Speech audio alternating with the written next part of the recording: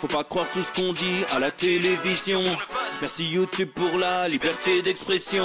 C'est pas la vérité absolue, juste de l'info et de l'actu. Si t'as un doute sur le contenu, check les sources ou le nombre de vues. C'est pas la vérité absolue, juste de l'info et de l'actu. Si t'as un doute sur le contenu, check les sources ou le nombre de vues. Calme-toi Dimitri, la force tranquille, ça tape dans le mille. De midi à minuit, t'es comme les mensonges comme des quilles.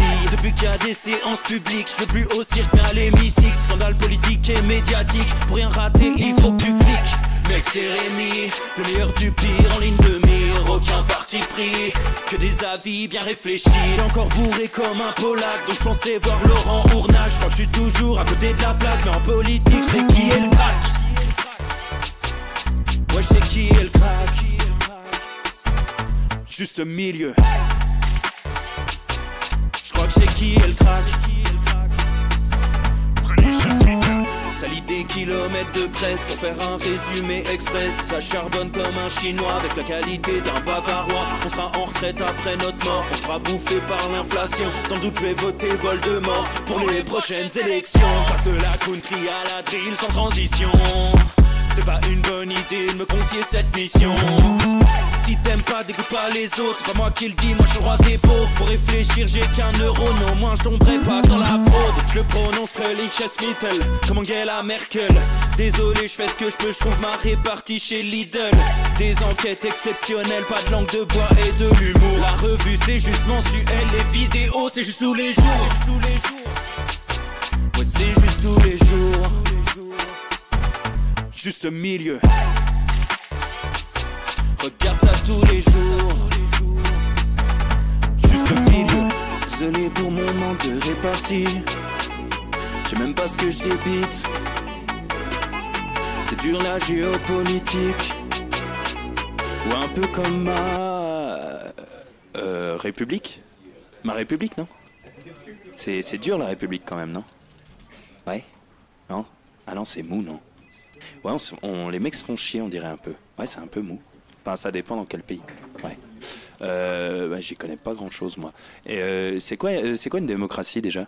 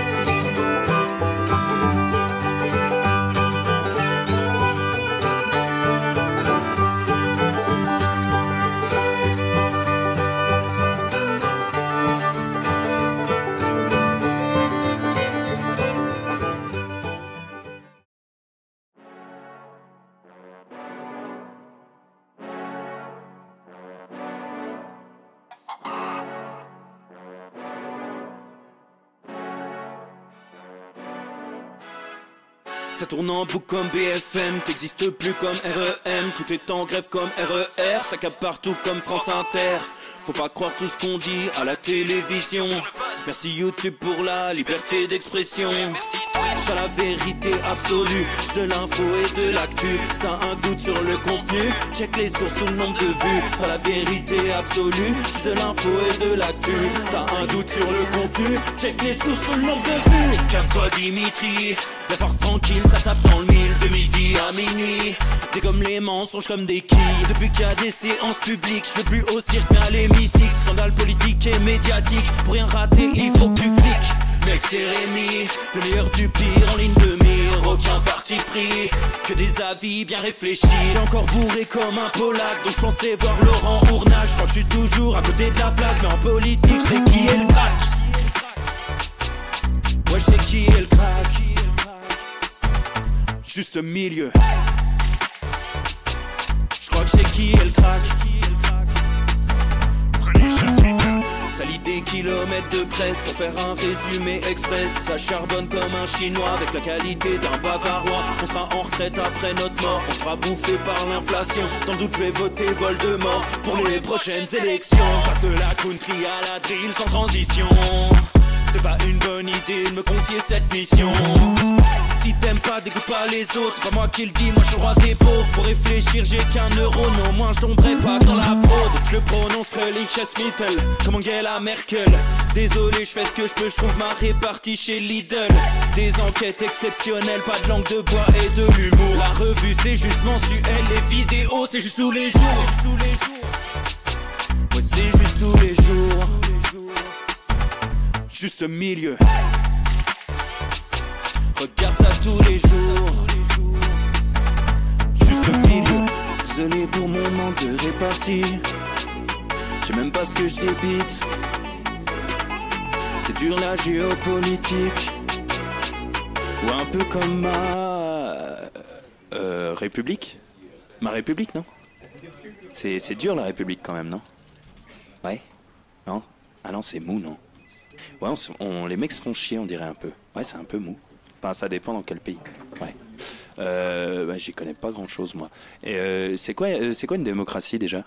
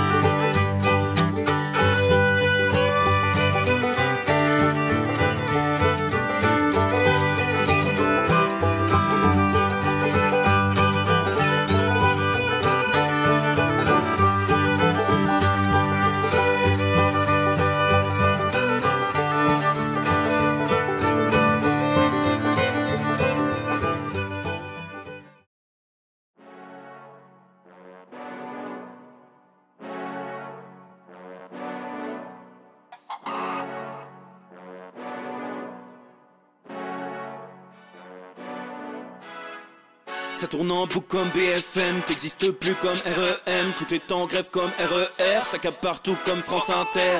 Faut pas croire tout ce qu'on dit à la télévision. Merci YouTube pour la liberté d'expression. C'est la vérité absolue, juste de l'info et de l'actu. Si t'as un doute sur le contenu, check les sources ou le nombre de vues. C'est la vérité absolue, juste de l'info et de l'actu. Si t'as un doute sur le contenu, check les sources ou le nombre de vues. Calme-toi Dimitri, la force tranquille, ça tape dans le mille. De midi à minuit, t'es comme les mensonges comme des quilles. Depuis qu'il y a des séances publiques, je veux plus au cirque mais à l'hémicycle. Scandale politique et médiatique, pour rien rater il faut que tu cliques. Mec c'est Rémi, le meilleur du pire en ligne de mire. Aucun parti pris, que des avis bien réfléchis. J'ai encore bourré comme un Polac, donc je pensais voir Laurent Ournac. Je crois que je suis toujours à côté de la plaque, mais en politique c'est qui est le crack. Ouais, je sais qui est le crack. Juste milieu. Je crois que c'est qui est le crack.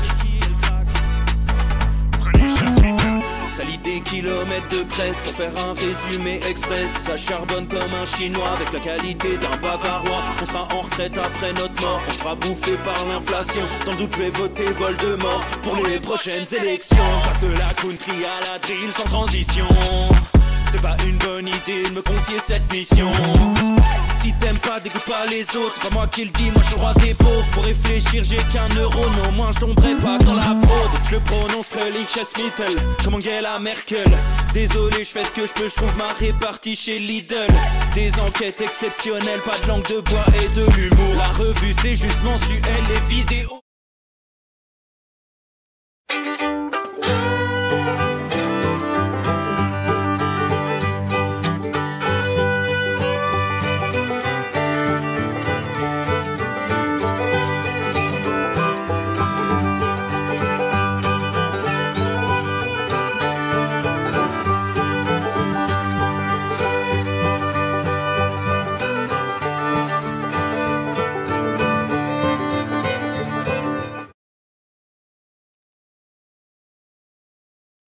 Messieurs, dames, bonjour à tous. J'ai cru que ça ne fonctionnait pas. J'ai l'impression que c'est réglé. J'espère que vous allez bien. Les amis, quel est ce cadrage? Mon Dieu, ça n'a aucun sens. Paf! Là, on est moyenasse.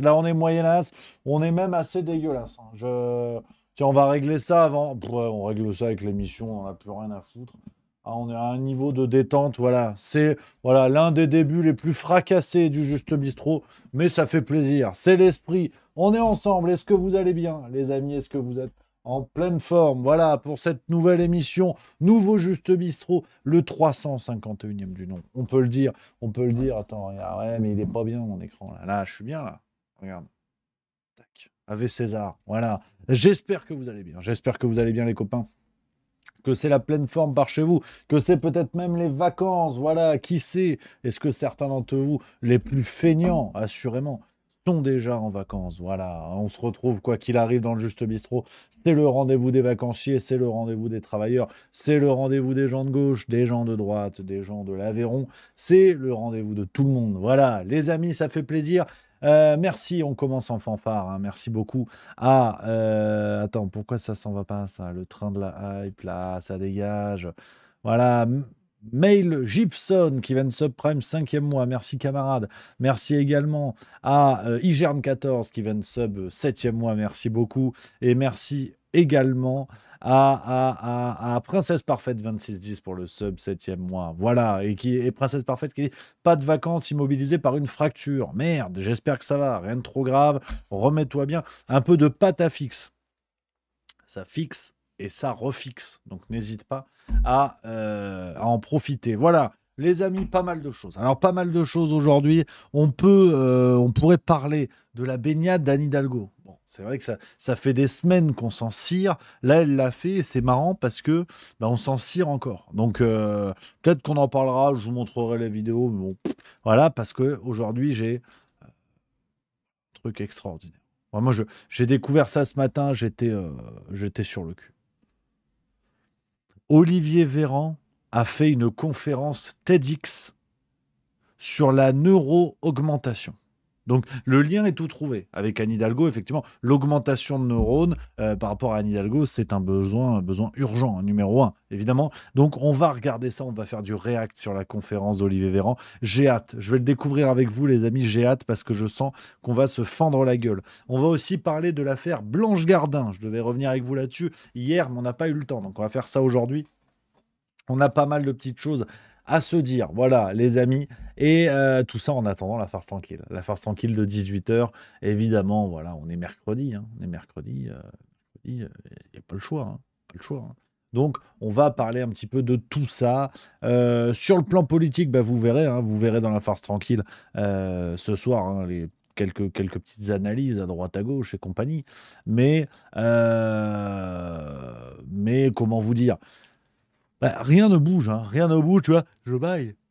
Eh oui, j'ai pas mangé beaucoup à midi. Rien ne bouge. Emmanuel Macron est en train de réussir sur toute la ligne. Je ne pensais pas que ça allait marcher à ce point-là.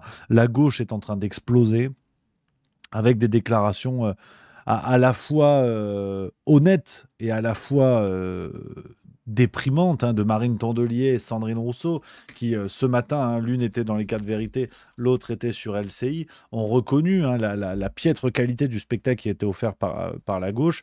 Je vous montre par exemple ce qu'a déclaré Sandrine Rousseau ce matin sur LCI, pour vous dire la prise de conscience, un tant soit peu tardive, qui a lieu du côté de du nouveau Front Populaire. Voilà pourquoi ça marchait pas. Tac.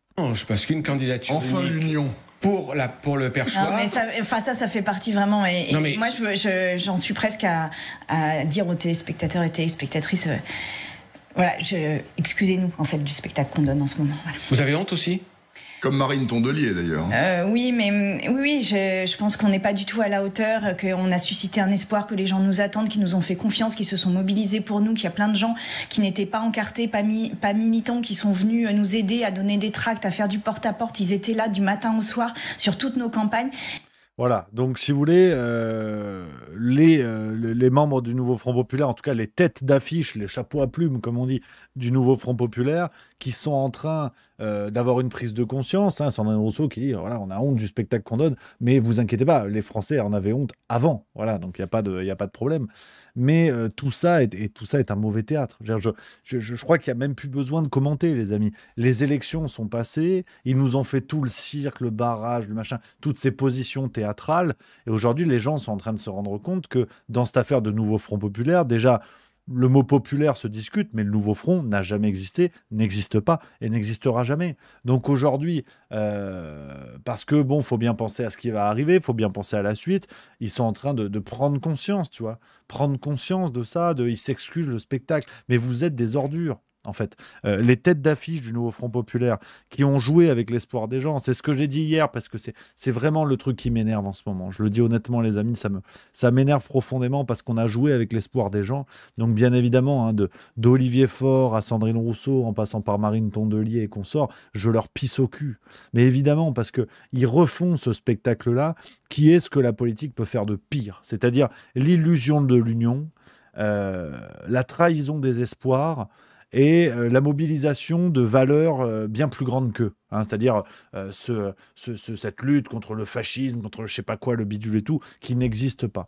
Donc, ce sont des traîtres de la pire espèce, et il faut quand même se poser une question, alors qui est difficile à regarder dans les yeux, mais tous ces gens, je parle du nouveau Front Populaire, mais je le redis, parce que si jamais des gens me disent « Ah, tu tapes sur le NFP, il en aurait été de même si la gauche était arrivée en tête et que la droite avait fait une alliance. Il en aurait été de même. Donc, on soit bien d'accord. Je crois qu'il y a bien une chose qui est savamment répartie dans notre monde politique, c'est le nombre d'ordures. Donc, de gens qui se comportent comme des ordures. Donc, si vous voulez merde, je me suis promis. Qu'est-ce que je voulais vous dire ? Je me suis perdu, tu vois, De toute façon, bon, il n'y a pas besoin de faire ça pendant des heures. Vous avez compris la dynamique du truc. Aujourd'hui, ils essaient de se racheter un tout petit peu de conscience en disant « Ah oui, c'est vrai que c'est pas beau ce qu'on fait », mais ils savaient très bien que ça allait aboutir à ça. Ils le savaient très bien. Donc, et le pire, c'est que d'ailleurs, l'ordurerie n'est pas finie. L'ordurerie n'est pas finie parce que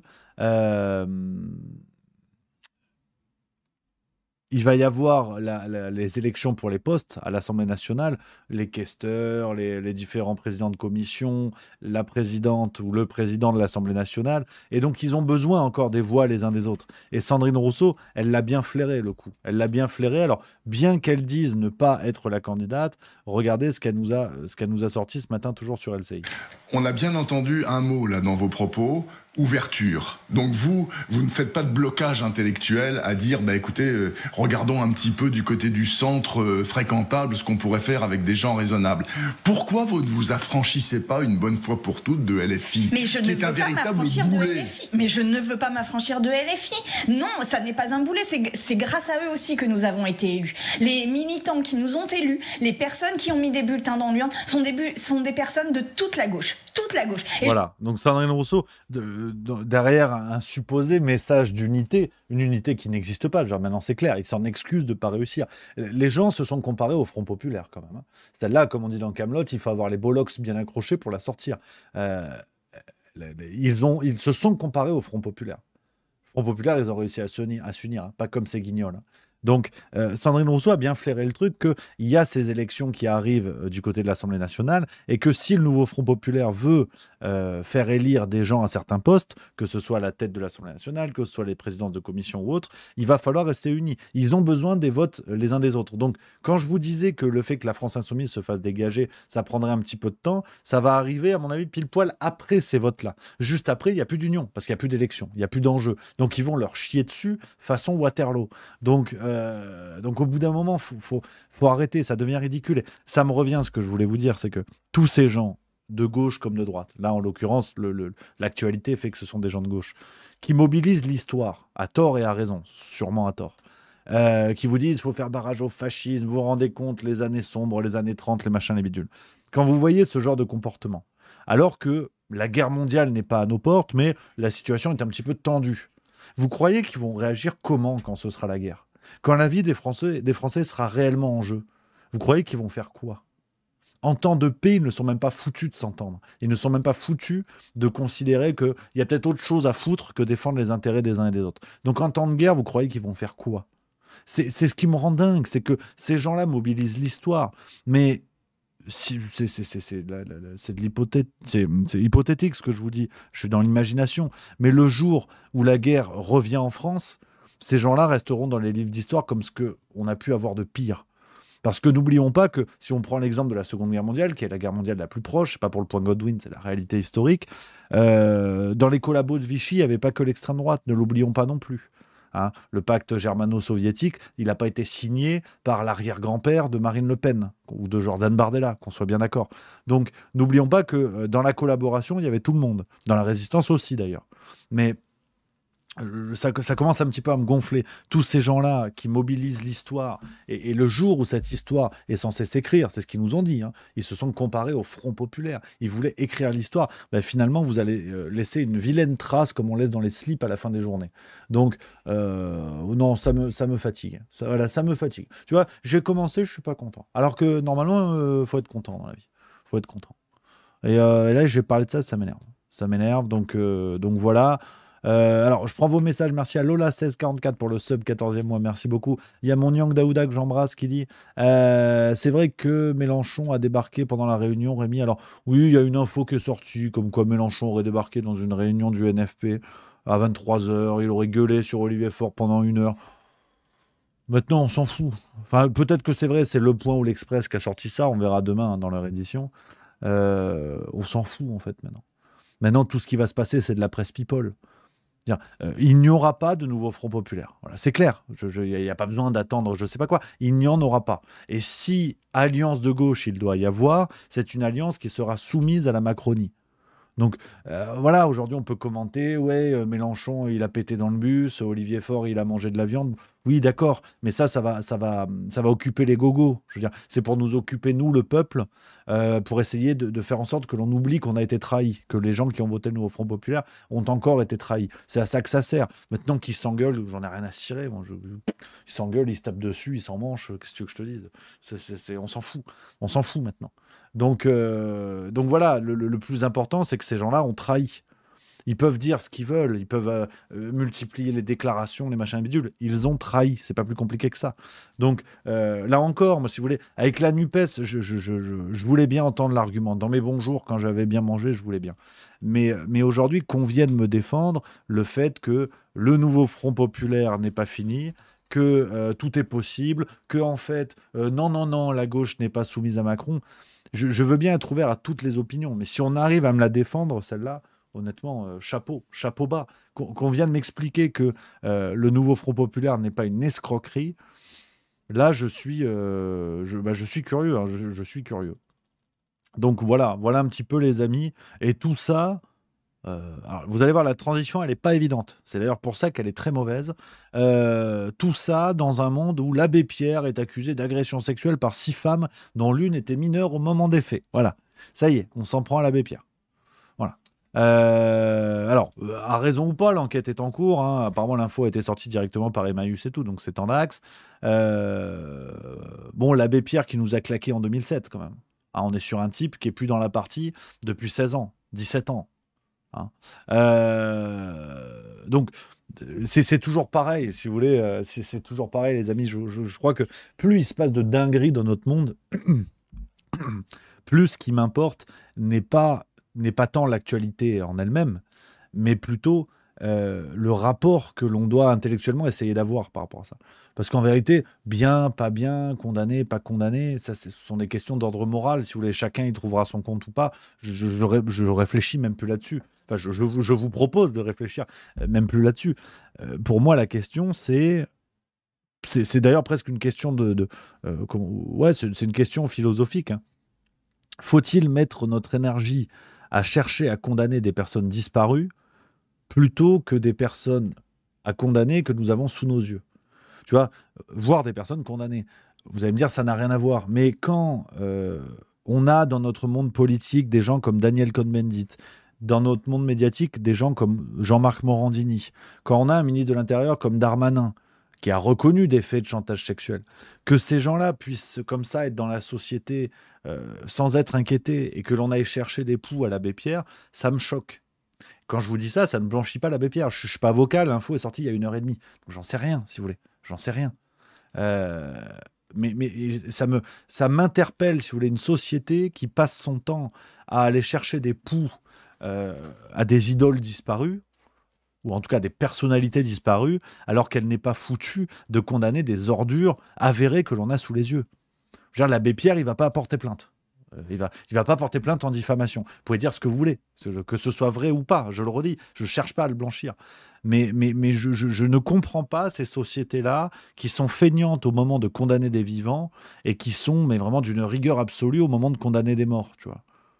Rappelons qu'on a en France quelqu'un comme Jack Lang qui a, et c'est avéré, qui a eu des liens financiers avec Epstein, tu vois. Est-ce que cette affaire-là n'est pas prioritaire? Tout le monde est vivant dans cette histoire, bon, sauf Epstein, suicide. Mais ça me, enfin, je ne comprends pas. C'est presque comment dire. C'est une question. Pour le coup, c'est une question presque de philosophie morale. Mais je ne comprends pas, quoi. Je ne comprends pas comment ce genre de société peut exister. Tu sais, c'est vraiment, je sais pas, on va commémorer un incendie qui a eu lieu il y a 10 ans et on n'est pas foutu de réussir à éteindre celui qui commence à la cave. Je ne comprends pas. Mais voilà, je suis sûr qu'en vous disant ça, il y a des personnes qui vont m'expliquer, ah oui, mais en fait, tu blanchis l'abbé Pierre, tu comprends, faut condamner tous ceux qui doivent être condamnés. Condamner des morts, à quoi ça vous sert, de toute façon? À quoi ça vous sert? Donc, bon, voilà, c'était la petite réflexion, qui vaut ce qu'elle vaut, mais j'ai mon Babcock 5 que j'embrasse qui dit, je m'étais connecté pour rigoler, ça y est, tu m'as foutu le moral à plat. Mais non, camarade. On va parler de tout aujourd'hui. Il y a la conférence d'Olivier Véran. Là, on va rigoler, t'inquiète pas. C'est juste que je vous dis bien des trucs pesants avant, et après, je vous dis des trucs sympas. Je vous dis des trucs sympas. C'est Olivier Véran qui va vous le dire. Moi, je peux faire des blagues aussi. Je peux faire des blagues. C'est un mec, il rentre chez lui, complètement bourré. Il va se coucher, il enlève ses fringues, c'est une catastrophe, complètement bourré. Le lendemain matin, à 10h, petit-déj, il y a sa femme qui vient le voir, qui dit, bon, tu t'es encore bourré la gueule avec tes potes hier? Non, chérie, non. On a bu un verre après le travail, c'est vrai, mais j'étais pas bourré, je suis rentré, j'étais sobre. Ah ouais, c'est quoi le vomi sur ta chemise? Ah non, mais ça, chérie, en fait, si. Non, mais je m'en rappelle, parce que j'ai Didier. T'en rappelles Didier? Didier était complètement bourré. Complètement bourré, il a vomi. Et il a vomi sur ma chemise, en fait, c'est pour ça. Et là, sa femme, elle s'énerve, elle dit, tu diras à Didier qu'il a aussi chié dans ton pantalon. Je l'aime bien, cette blague. Tu vois, c'est une question de transition. C'est un métier. Hein. L'abbé Pierre accusé d'agression sexuelle, hop, la blague. Et après, hop, la conférence d'Olivier Véran. C'est pas facile, je sais, mais c'est pour ça que vous êtes là, c'est pour ça que vous êtes nombreux. Hein. Voilà, vous êtes plus de 500 au moment où je vous parle. Donc, voilà, c'est de l'acrobranche, ce que je vous propose. C'est de l'acrobranche connectée. Voilà, c'est très important. Tu vois, là, hop, on passe à un autre sujet. Hop, l'affaire Blanche Gardin. L'affaire Blanche Gardin, je voulais vous en parler, les amis, parce qu'on parle d'une humoriste que j'adore, que j'admire. C'est à la fois dans l'actualité, c'est à la fois un sujet qui me passionne. On va revenir un petit peu sur cette affaire. Et tout commence avec un sketch. Tout commence avec un sketch qui a été joué à la Cigale début juillet dans le cadre d'une soirée caritative Voices for Gaza, qui veut dire les voix pour Gaza. Et je vais vous montrer le sketch, c'est encore le mieux. Et après, on va parler de la polémique qui existe actuellement autour de ça. On se mate le sketch et après, on en papote, les amis. Bougez pas, je gère tous mes écrans. Tac, regarde, putain, c'est décollage d'avion. Voilà, tu es revenu, ça nous fait plaisir que tu sois revenu. Voilà. Bonsoir. Viens. N'aie pas peur.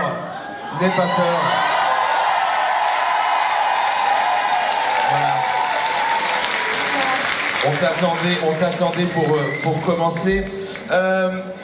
Peut-être, comme tu es nouvelle, tu veux bien te présenter? Oui, moi je m'appelle Blanche. Bonsoir, Blanche. Merci. Donc oui, je m'appelle Blanche et puis depuis le 7 octobre, je suis antisémite. On applaudit, bravo. Bravo Blanche, bravo. Oui. Ça m'a rendu vachement triste. Mais oui, alors d'apprendre parce que moi je viens d'une famille de gauche. Voilà, alors t'inquiète pas Blanche, ici tu es dans une safe place. Ici personne ne te jugera, car ici on est tous antisémites. Pas vrai les copains? Ça me rassure, c'est cool. Parce que vraiment ça m'a foutu le cafard, vraiment. Oui, mais laisse, alors t'inquiète pas, parce que c'est une chose dont on se guérit très très vite. Ouais. Tu vois, par exemple, Blanche, cette chaise vide, ouais. C'était la chaise de Jordan. Et Jordan, il est plus là, il est guéri, parce qu'il n'est plus antisémite. Okay. On peut applaudir Jordan Bardella pour son parcours.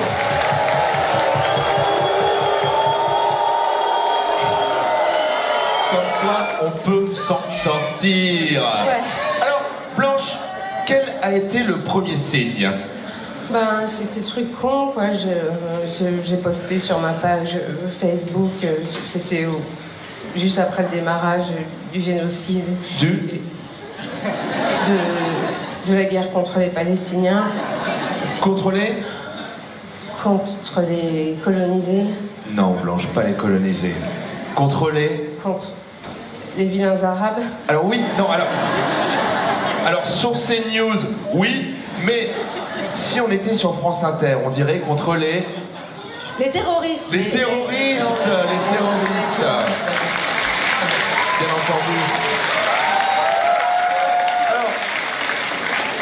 Alors, il y a donc le début de la guerre contre le terrorisme. Et qu'as-tu fait, Blanche? Qu'as-tu fait? Eh ben, j'ai posté un appel à manifester pour le cessez-le-feu. Et tu n'as pas senti que c'était antisémite? Ben non, au début non, j'ai pas... Mais enfin, Blanche, enfin!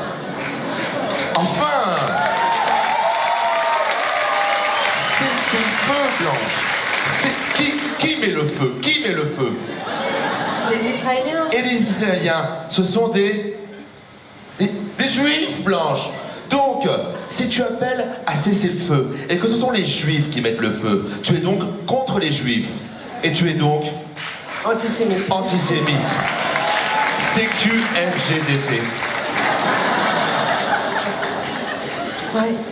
Ah oui, ça... Hein? Oui, maintenant je comprends. Au début, je comprenais pas. Et c'est vrai que c'est quand j'ai commencé à recevoir toutes les émojis avec la tête qui vomit vert, là, et puis tous les commentaires qui disaient que j'étais antisémite, que je ferais mieux d'aller raconter mes sodomies sur scène, et que... Et c'était bien plus drôle. Et les menaces de mort et tout ça. Et au début, c'était choquant. Mais j'ai réalisé après que c'était pour mon bien, que les gens faisaient ça, évidemment, oui. pour me faire réaliser. Mais oui, et c'est vrai que ça a été l'électrochoc. Et à un moment, j'ai fait waouh, j'ai regardé tout ce que j'avais posté, les images de colombes, les interviews de vieux Israéliens intellectuels de gauche, pacifistes, et je me suis dit waouh, mais tu fais quoi, Blanche? Elle te vient d'où toute cette haine, en fait? Toute cette haine qu'il a.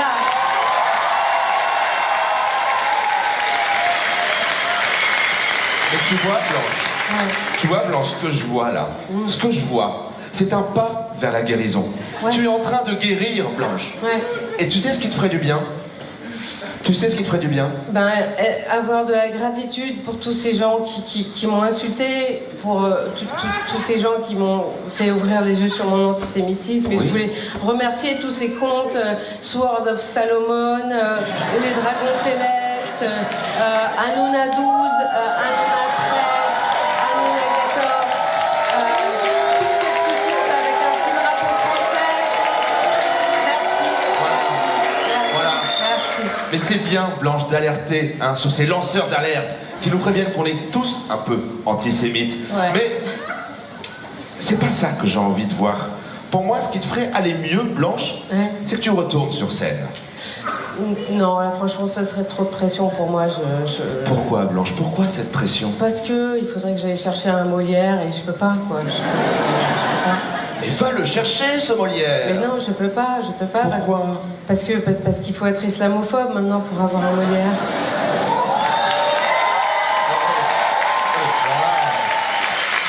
Alors, peut-être que les gens ont compris, mais pourquoi dites-vous ça? Bah, comme Sophia Aram, c'est elle qui a eu le Molière cette année. Alors une question de Tarnut. Devenez islamophobe. Mais je peux pas être islamophobe parce que je suis antisémite. Donc, en fait, l'un exclut l'autre. En fait, si t'es islamophobe, ça te protège contre l'antisémitisme, en fait. Tu vois, c'est comme l'herpès, en fait. C'est comme l'herpès. Si tu l'as à la bouche, tu peux pas l'avoir au cul. Alors là, j'ai pas la ref. Sophia Aram? Non, l'herpès au cul. Non, c'est pareil. Merci de nous avoir écoutés.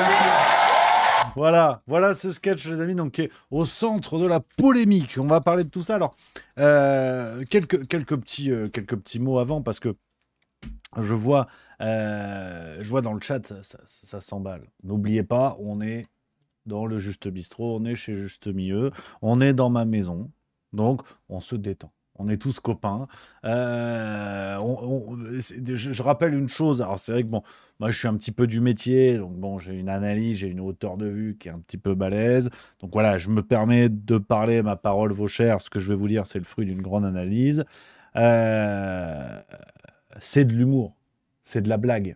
C'est de la blague. Hein, n'oublions pas ça. C'est de la blague. Donc, déjà, ça me plaît. Ça me plaît, cette idée de faire un sketch sur un sujet chaud qui va évidemment faire l'objet de critiques. Des gens vont aimer, des gens ne vont pas aimer, mais de manière forcément vive, parce qu'on est dans l'actualité la plus brûlante. Donc, ça va détester fort, ça va adorer fort. Certains vont y voir un message, vont souligner la démarche politique. Certains vont souligner la démarche second degré. Certains vont souligner seulement la démarche d'en parler, de faire des blagues là-dessus. Et rien que pour ça, moi, j'ai envie de tirer mon chapeau.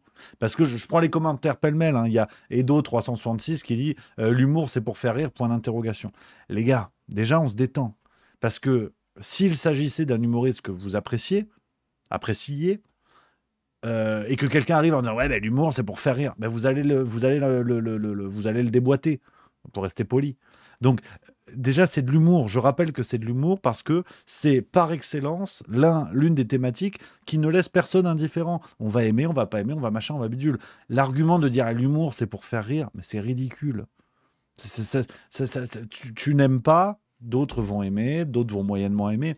Il n'y a pas d'arbitre de l'humour. C'est le jour où il y en a qu'il faut s'en inquiéter. On a la jurisprudence Dieudonné, j'ai vu certains qui en parlent dans le chat. Donc là, en l'occurrence, on a un nouveau phénomène Dieudonné qui est en train de se créer. Donc pour moi, je pense qu'il faut le prendre déjà froidement, avec le cerveau froid. C'est-à-dire que c'est de l'humour. Certains vont rire, certains vont pas rire. Certains vont trouver ça scandaleux, certains vont trouver ça pas scandaleux. Mais moi, j'ai envie de protéger ça. Parce que c'est le but même de l'humour que de venir interpeller les individus.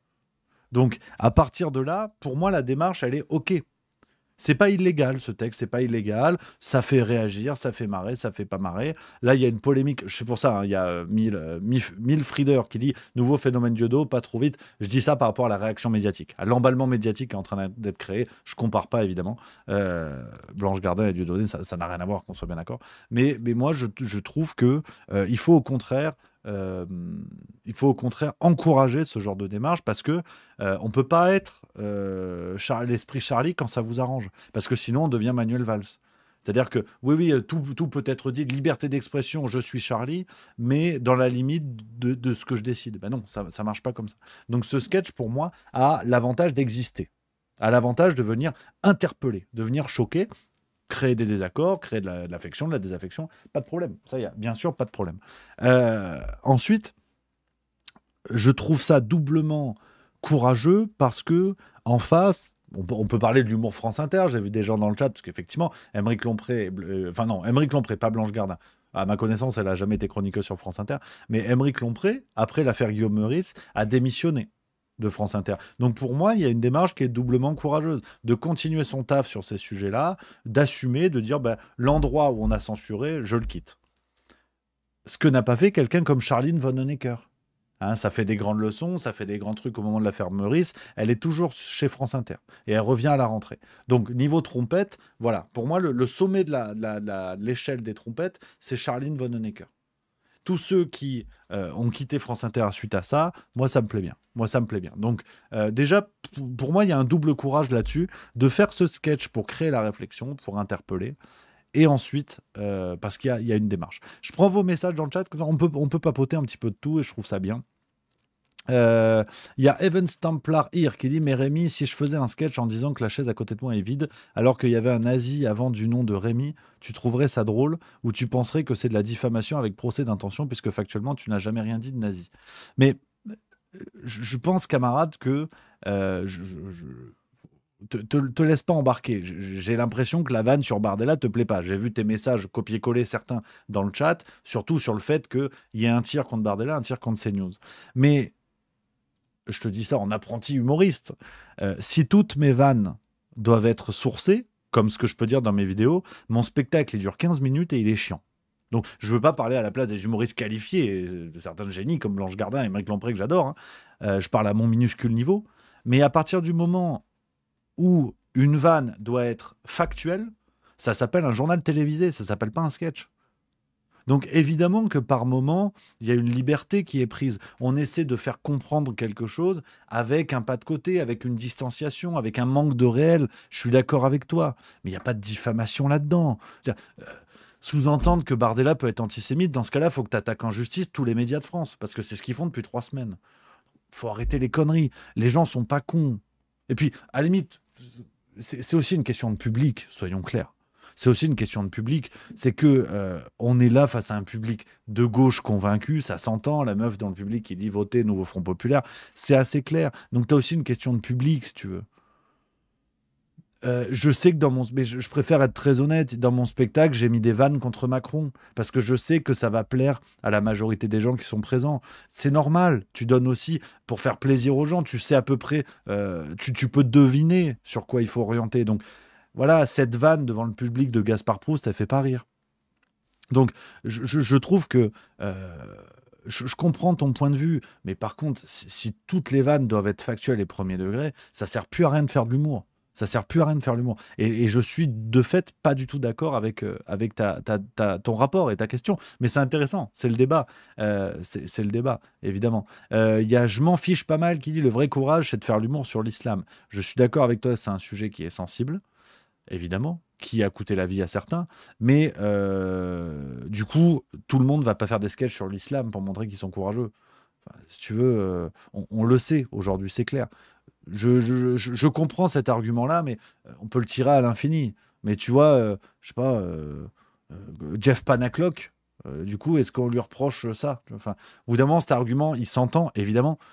Mais bon, je suis pas certain qu'il soit pertinent pour tout le monde. Et d'autres 366 qui dit du fait personne n'en fait. Mais oui, ça se reconnaît, évidemment.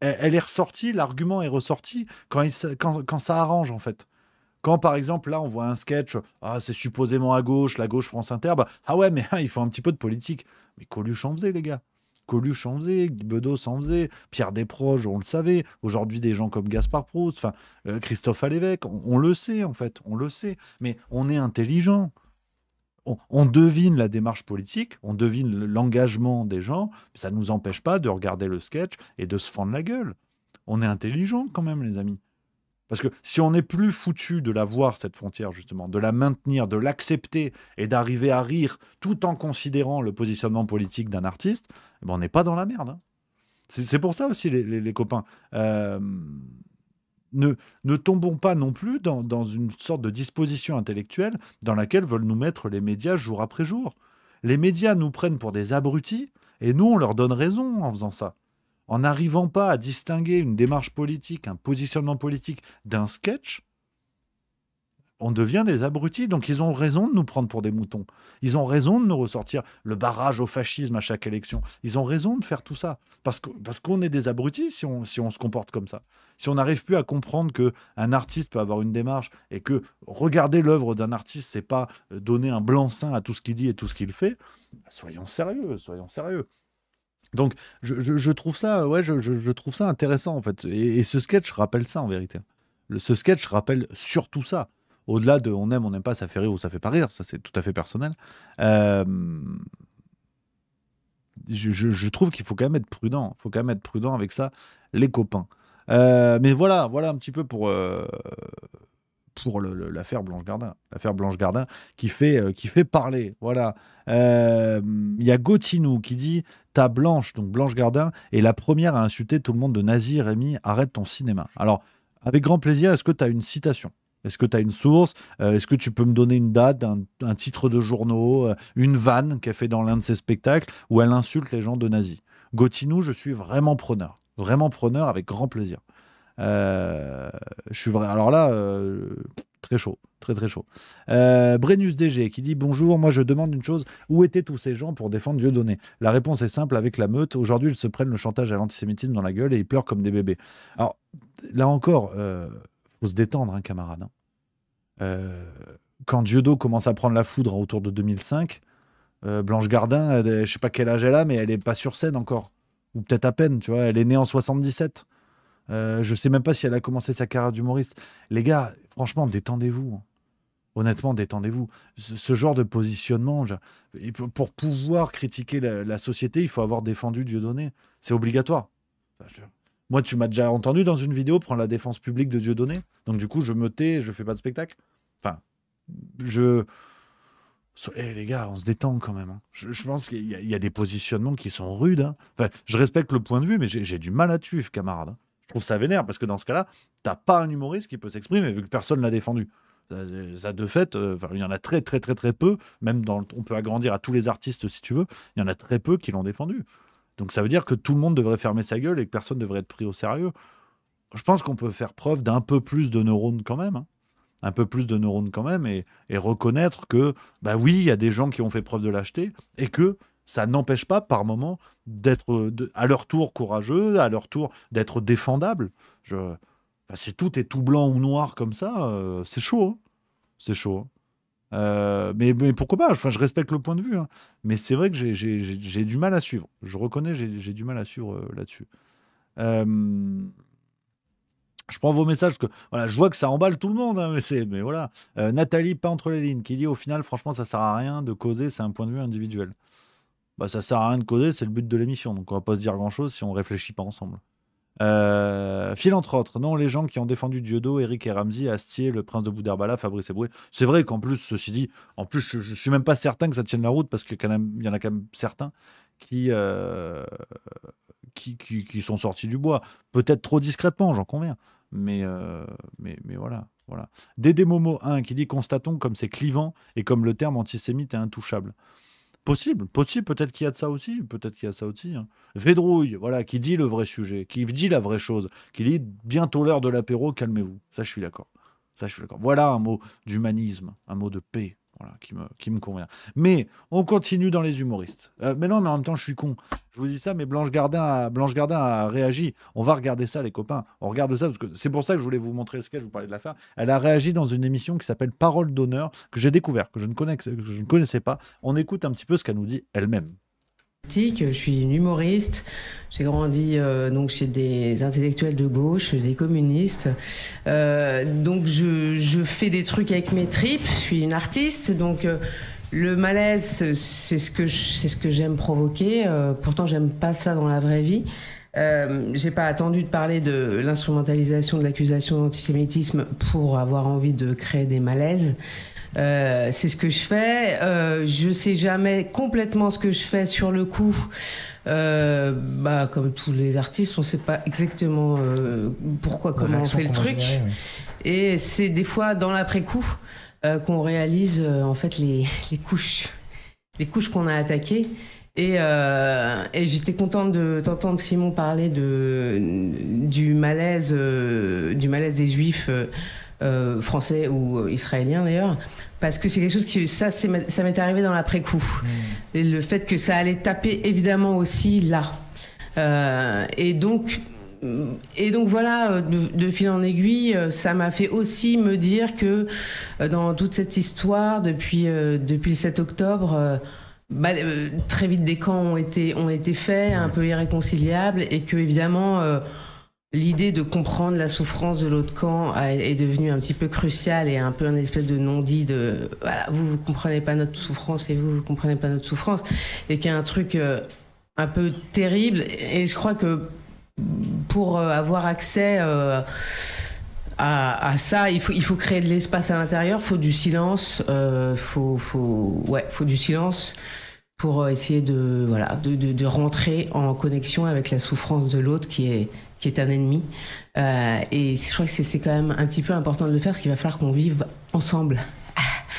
Et si on fait pas ça, je vois pas comment on peut passer à l'étape suivante, qui est il y a aussi des situations historiques matérielles d'injustice, de colonialisme, d'enfermement d'une population entre quatre murs qui boit de l'eau salée, et c'est pas possible, c'est encore moins possible quand on est français et que on est enfant d'un pays qui se branle dans la déclaration des droits de l'homme, qui doit avoir les pages bien collées d'ailleurs, je pense, parce que je pense que, et donc du coup c'est pas possible d'être là et de vouloir à la fois se regarder dans la glace le matin et à la fois de rien dire. Ça paraît impossible. Moi je le fais depuis ma place d'humoriste. On n'est que des petits individus, mais et moi je vous ai connu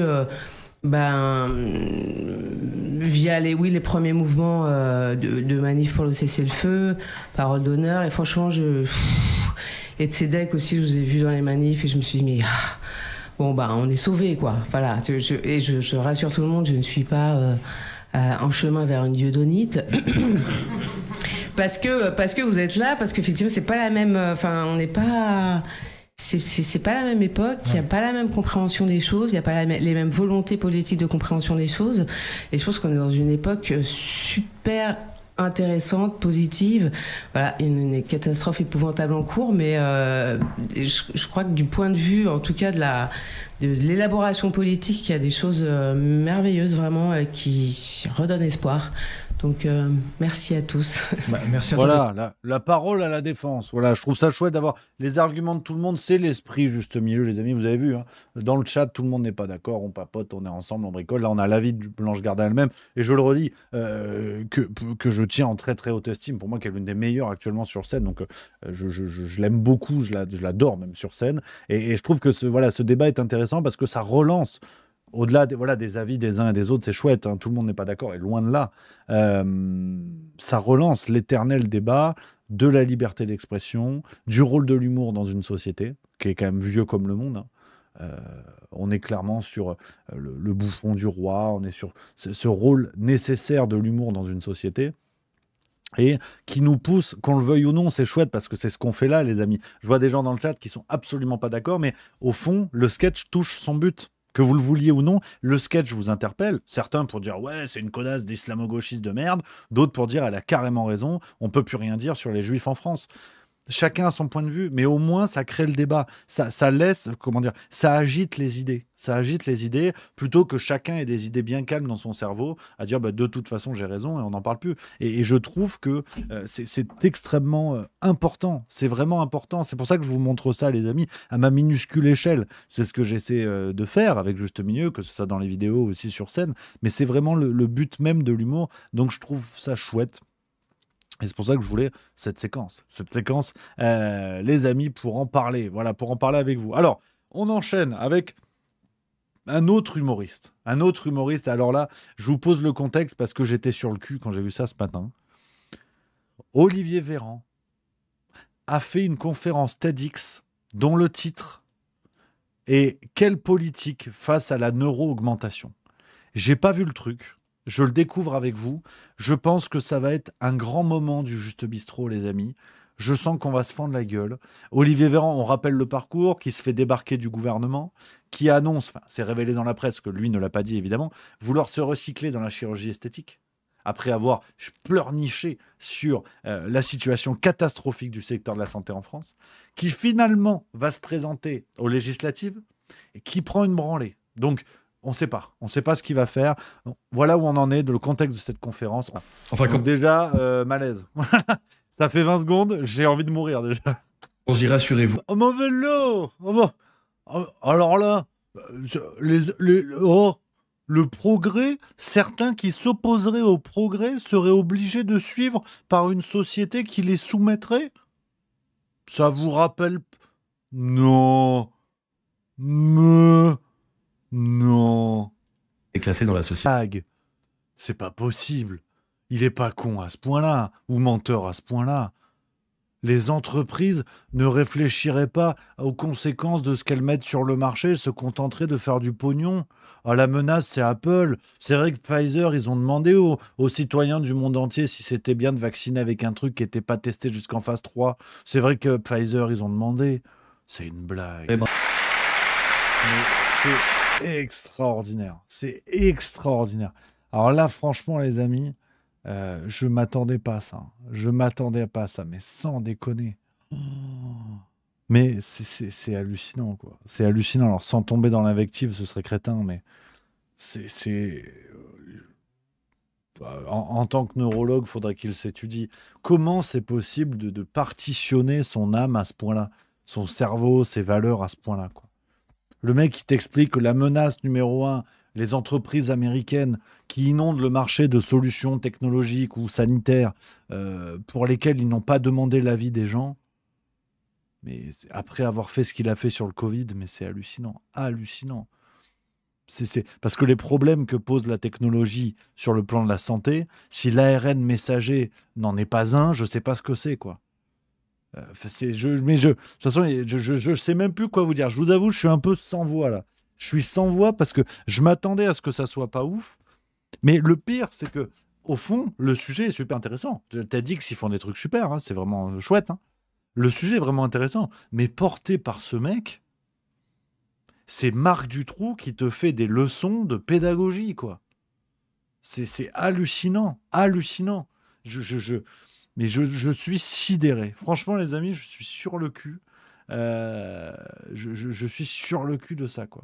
Je sais même pas quoi vous dire. En fait, ça tombe sous le sens que c'est n'importe quoi. Je suis bluffé. Franchement, les copains, c'est dingo. Mais dingo, vraiment. À du bonheur, à la belle surprise. Pour finir cette émission, la belle surprise. Alors là, vraiment, j'ai pas les mots. C'est bluffant. Les copains, notre ami Olivier Véran, toujours au top du top. Voilà, je crois qu'on peut le dire. Très bonne question de Nathalie Monsacre. Il dit, c'est sponsorisé par qui sa conférence? Alors effectivement, on va remettre l'écran du début. Parce que c'est peut-être la blague ultime. Regardez. Brightness, EDF, OnePoint, Isgoria, Neuflis, OBC. Bon, on sait pas trop ce que c'est. Bon, Écoute, ça bricole. C'est extraordinaire les amis.